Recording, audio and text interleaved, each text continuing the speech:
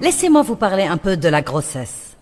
D'abord, la plupart des gens sont enthousiastes quand ils apprennent qu'ils attendent un bébé. C'est « Oh, nous allons avoir un bébé, un bébé !» Quand un homme dit cela, j'ai envie de lui dire « Ce n'est pas toi qui vas l'avoir. » Tu ne sais absolument rien de ce que c'est. Nous sommes enceintes, tu n'es pas enceinte. Ce ne sont pas tes hormones qui vont changer, tes chevilles ne vont pas gonfler. Aucun petit bébé ne va coincer ses orteils dans ta côte et te donner l'impression que tu vas te mettre à coasser.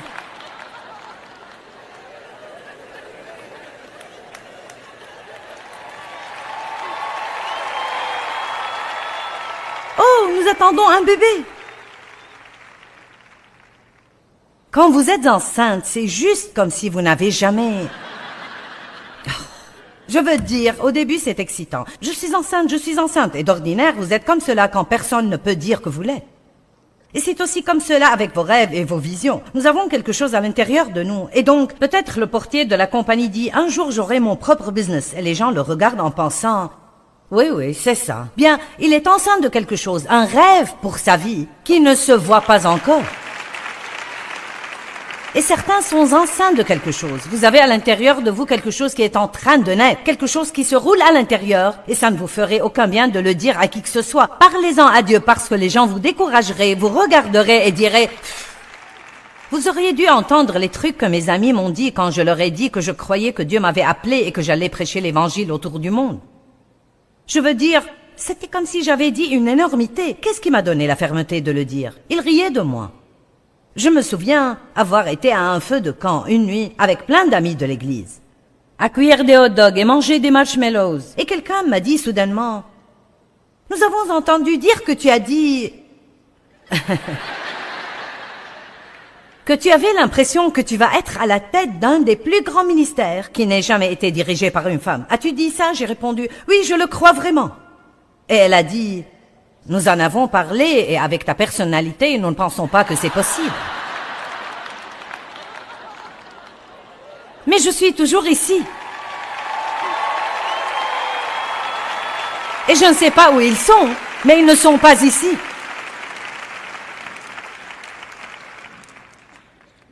Laissez-moi vous dire quelque chose. S'il n'y a que vous et Dieu qui croient en vous, alors continuez de croire. J'ai dit, s'il n'y a que vous et Dieu qui croient en vous, alors vous devez continuer de croire.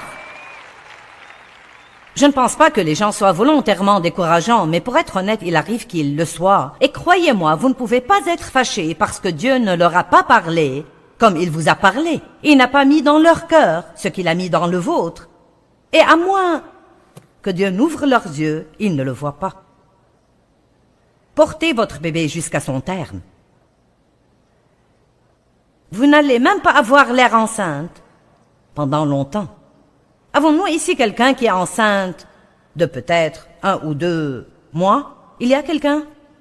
Allez, quelqu'un, est-ce que vous pouvez venir ici très vite? Venez ici. Allez, très vite. C'est votre moment de gloire. Vous allez être une star.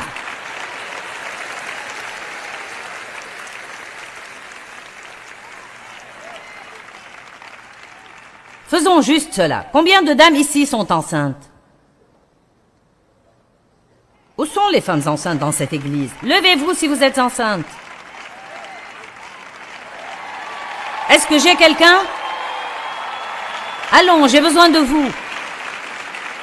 Maintenant, est-ce que nous avons quelqu'un qui va accoucher très bientôt? Quelqu'un qui est enceinte de 9 mois, par exemple? Enceinte de 10 mois? J'ai été enceinte 10 mois. J'ai porté tous mes enfants 10 mois. Allons, est-ce que j'ai quelqu'un ici qui est vraiment comme... Il montre quelqu'un. Les voilà. Ok. S'il vous plaît. Très bien. Venez ici. Viens ici, ma chère. Ok. Maintenant, nous allons nous amuser un peu ici. Restez juste ici. Maintenant, où est madame qui est sur le point d'accoucher? Venez ici. Oh oui, vous êtes bien. Je veux quelqu'un qui peut juste à peine bouger. Regardez, ne sont-elles pas formidables? Vous allez voir ceci. Ok, je vais vous déplacer et la mettre juste ici. La mettre juste ici. Maintenant, vous, oui, vous êtes absolument... Ok. Maintenant, pouvez-vous toutes vous tourner sur le côté? Allons, vous êtes juste sur le point de montrer vos ventres aujourd'hui. Tournez-vous juste de côté. Maintenant, c'est comme cela que c'est dans l'esprit. Vous avez toutes sortes de gens, enceints avec toutes sortes de choses dans leur cœur, mais certains d'entre eux, vous êtes... Dites-moi que vous êtes enceinte. Vous ne me paraissez pas enceinte. Dites-moi que vous êtes enceinte. Vous ne me paraissez pas du tout enceinte. Et vous? Je ne sais pas. Peut-être, mais ce n'est pas sûr. Et vous? Depuis combien de temps? Oh. Et qu'en est-il de vous? De combien? 6 mois. Vous voyez? D'accord, je peux dire que vous êtes enceinte. Voilà de quoi il s'agit. Si vous... Bien, quand je suis tombée enceinte de ce rêve de Dieu, plus j'étudiais, plus je me préparais, plus je changeais, assez vite, les gens ont commencé à voir que peut-être il y avait vraiment quelque chose qui se passait. Mais vous voyez, de ce côté-là de l'estrade, personne ne sait. Et ça ne vous fait pas vraiment du bien de le dire. Mais elle est juste aussi enthousiaste qu'elle peut l'être. C'est un fait. Elle est peut-être plus enthousiaste que celle à qui il ne reste que 2 mois. Vous savez? Elle est enthousiaste à l'idée de donner la vie, mais elle n'est probablement plus enthousiaste au sujet d'être enceinte, car quand vous arrivez à ce stade, vous dites « Je veux juste avoir ce bébé ». Oh mon Dieu! De combien êtes-vous enceinte? 20 semaines. Bon. Et vous? 35. Combien dure la grossesse? J'ai oublié. 40. Donc il ne vous reste que 5 semaines. Êtes-vous prête à accoucher? Prête. Prête. Ok, applaudissez-les. Bon. Maintenant, écoutez, vous allez recevoir quelque chose.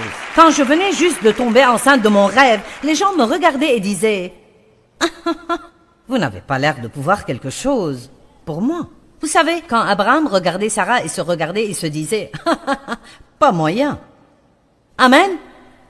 J'ai porté tous mes enfants 10 mois complets. Mon docteur disait « Vous êtes la seule qui est enceinte aussi longtemps qu'un éléphant. » Donc je ne sais pas pourquoi, mais l'un d'eux avait 4 semaines et demie de retard, un avait 5 semaines et demie de retard, et un avait 5 semaines de retard, et un 5 semaines et demie de retard. Maintenant, c'est assez quand vous êtes enceinte 9 mois.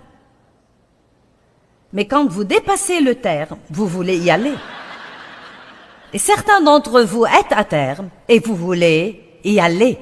Mais il y en a aussi qui ont dépassé le terme et qui veulent vraiment, vraiment y aller. Ma valise était prête pendant si longtemps. Je devais alors tout déballer et puis, 2 fois je faisais cela. J'avais en fait dépassé le terme et le docteur m'a envoyé à l'hôpital et a essayé de provoquer l'accouchement.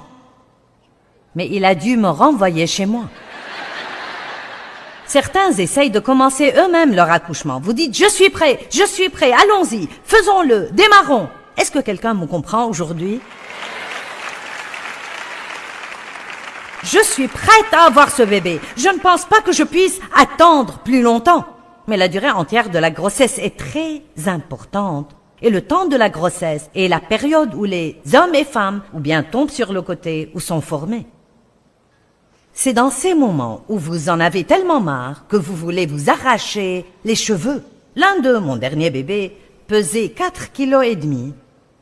C'était le seul que j'ai eu alors que j'étais consciente. Les autres étaient bons. Les femmes inconscientes, c'est par là. Dave dormait dans la salle d'attente, puis disait « Nous avons eu un bébé. »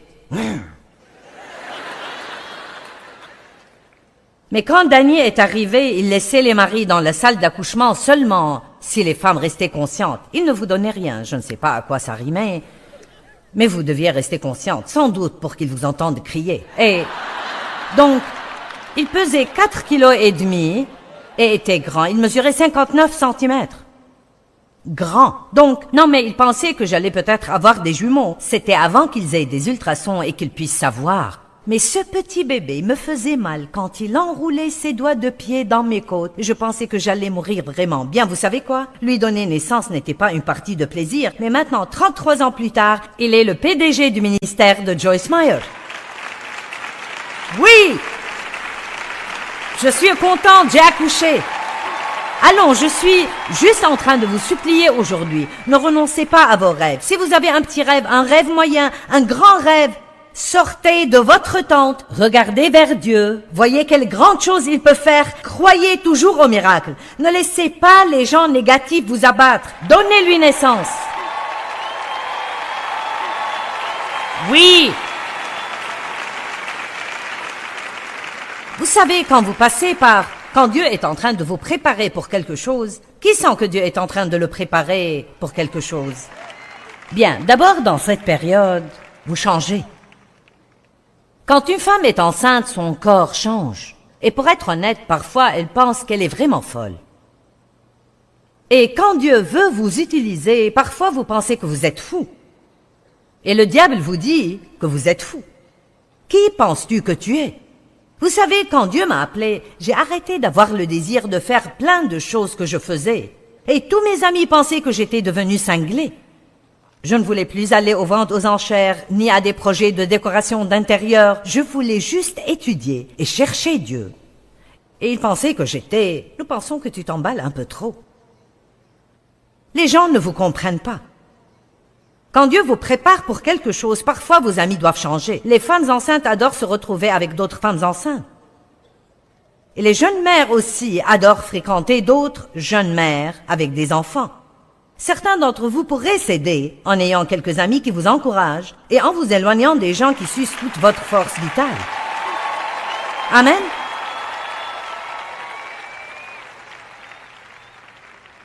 Quand vous allez avoir un bébé, vous devez changer certaines habitudes et vous devez changer votre façon de penser sur plusieurs choses. En fait, quand vous allez avoir un bébé, je parle au plan naturel et spirituel, vous devez laisser votre ancienne vie. Quelle que soit la chose que vous voulez faire pour Dieu ici, ou disons tout simplement que vous ne voulez plus être endetté car vous n'avez pas tous une vision pour un ministère et ce n'est pas un problème. J'utilise ça parce que c'est ma vie, mais ça peut être n'importe quoi d'autre. Disons juste que vous êtes très endetté et qu'aujourd'hui vous vous dites, vous sentez que quelque chose remue en vous. Peut-être je pourrais ne plus avoir de dette. Peut-être que je pourrais même avoir une voiture neuve, et que je pourrais la payer comptant. Peut-être que je pourrais être une de ces rares personnes qui peuvent acheter une maison et la payer en entier. Peut-être que je pourrais en arriver à ne pas avoir de traite à payer chaque mois. Ok, maintenant, voilà la chose que je veux que vous saisissiez. En espérant que vous allez avoir un rêve.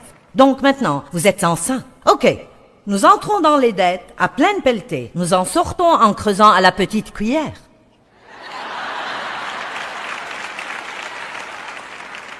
Vous allez devoir changer de vieilles habitudes.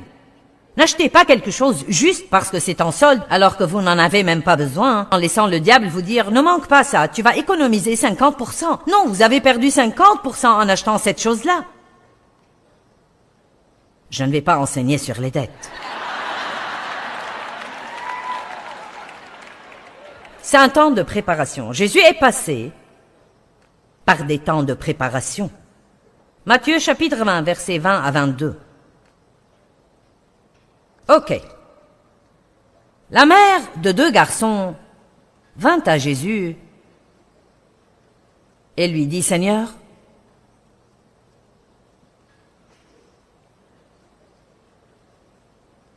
donne l'ordre que ces 2 de mes fils soient assis, un à ta droite et l'autre à ta gauche, quand tu viendras dans ton règne. » Matthieu 20, 21. Je veux que mes fils aient une position élevée dans ton royaume. Et Jésus lui répondit, « Femme, tu ne sais pas ce que tu demandes. » Donc, je peux me tenir ici et prêcher sur le fait d'avoir un rêve et de vous mettre à crier jusqu'à ce que le toit ici s'enlève finalement de sa place. Mais ça ne vous ferait aucune justice si je ne vous dis pas ce que ça va coûter de lui donner vie. Et c'est pourquoi beaucoup de gens n'arrivent pas jusqu'au bout. Vous savez, n'importe qui peut entrer ici et juste vous exciter. Mais croyez-moi, si personne ne vous dit comment le réaliser pratiquement, vous allez essayer 1 mois ou 2 mois, et plus personne n'applaudit ni n'acclame, et ça prend plus de temps que vous pensiez. C'est beaucoup plus difficile que vous le pensiez, et ça vous coûte beaucoup plus que vous pensiez devoir payer, et vous êtes si fatigué et vous ne savez pas quoi faire, et c'est là que vous devez décider.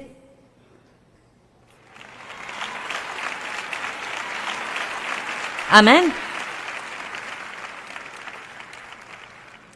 Ce n'est pas pour me vanter, mais ce que je suis en train de partager avec vous a beaucoup de valeur. Je me sens très forte au sujet de ce que je partage, parce que le peuple de Dieu ne devrait pas tout le temps être soumis à quelque chose. Nous pouvons crier que nous sommes la tête et non la queue, mais il est temps que nous devenions la tête et non la queue. Amen. J'ai partagé hier soir sur des choses concernant les derniers temps et comment le monde devrait nous considérer et nous voir. Vous savez, exactement au milieu de toutes les plaies d'Égypte, les enfants de Dieu vivaient dans un lieu appelé Goshen et ils continuaient de croître et de se multiplier et d'augmenter leurs possessions. Nous ne devons pas avoir peur de l'économie. Les économistes ne peuvent pas dicter à Dieu ce qu'il peut nous faire.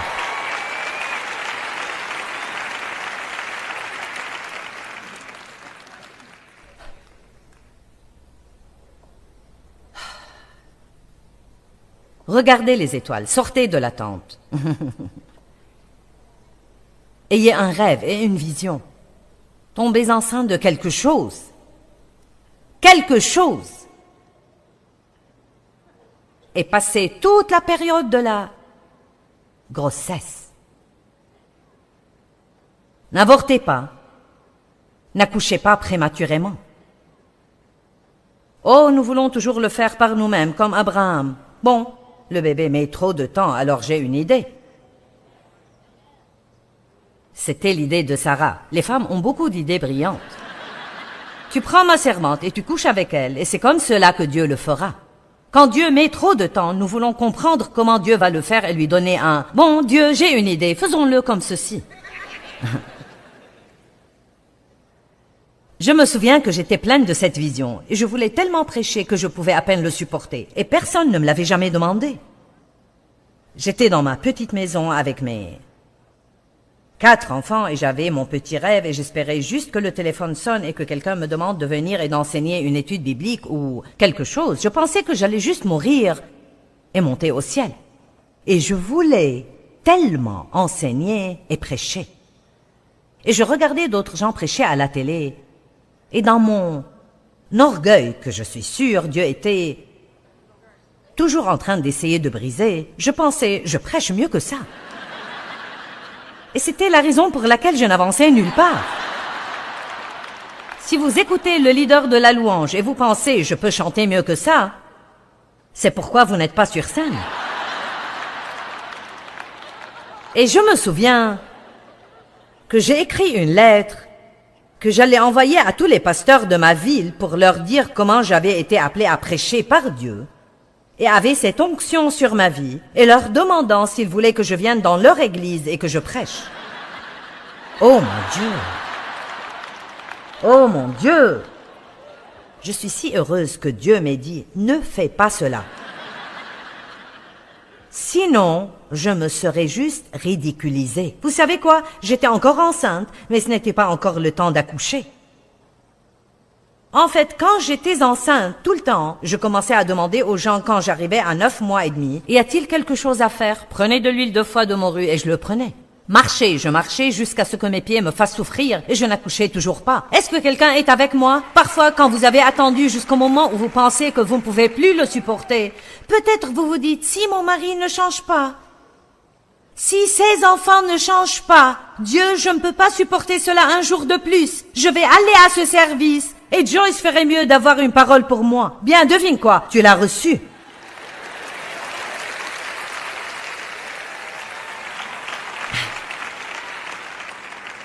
Maintenant, rapidement, il y a plein de choses qui arrivent.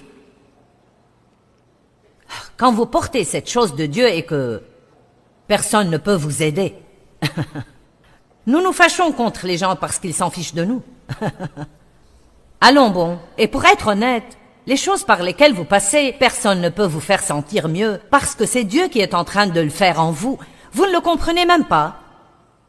Mais vous devez tenir bon et laisser juste Dieu le faire. Quand Esther est allée dans le harem du roi, elle y est allée avec la vision d'être utilisée pour délivrer le peuple de Dieu d'un désastre imminent. Et je n'ai pas le temps de faire le tour de tous ces domaines, mais il y a tant de choses merveilleuses là-dedans.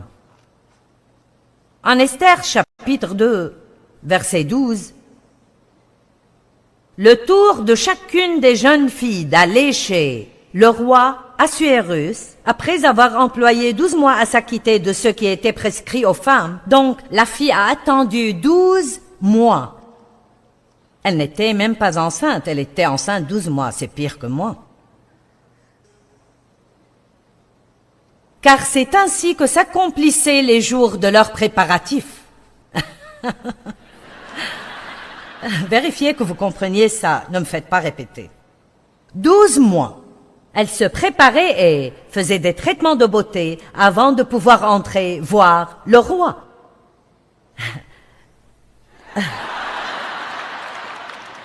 Nous avons quelques personnes lentes ici aujourd'hui. Ok, lisons-en un peu plus. 6 mois avec de l'huile de myrrhe et 6 mois avec des aromates parfumés et les choses pour la purification des femmes.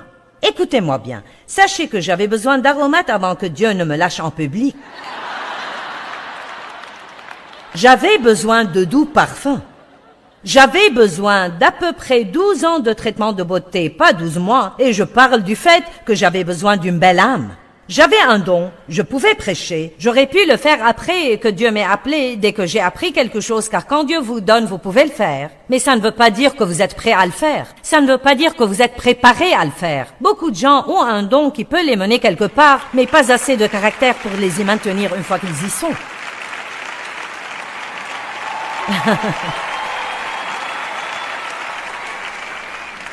Vous savez ce qui est en train d'arriver à beaucoup d'entre vous maintenant?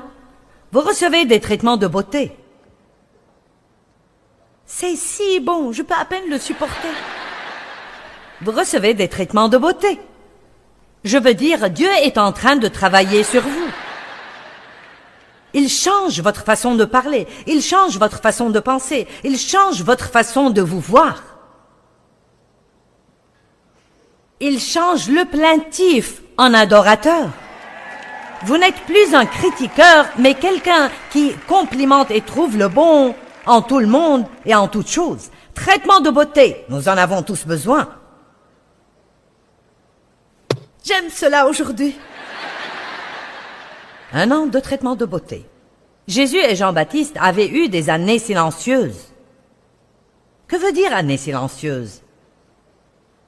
Des années pendant lesquelles ils avaient quelque chose en eux. Jésus savait ce qu'il était venu faire et pourquoi il avait été envoyé. Personne d'autre ne le savait et ne le comprenait.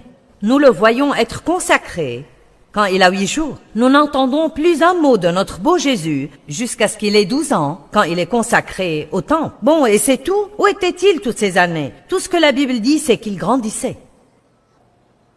Et vous ne le voyez plus entre le moment où il a 12 ans jusqu'à ce qu'il commence son ministère public. Donc encore 18 ans complets de passé, et tout ce que la Bible dit, c'est qu'il grandissait. Jean-Baptiste avait un appel de Dieu sur sa vie depuis le départ, et il a été envoyé dans le désert pour vivre comme un homme sauvage. Et tout ce que la Bible dit de lui, c'est qu'il grandissait.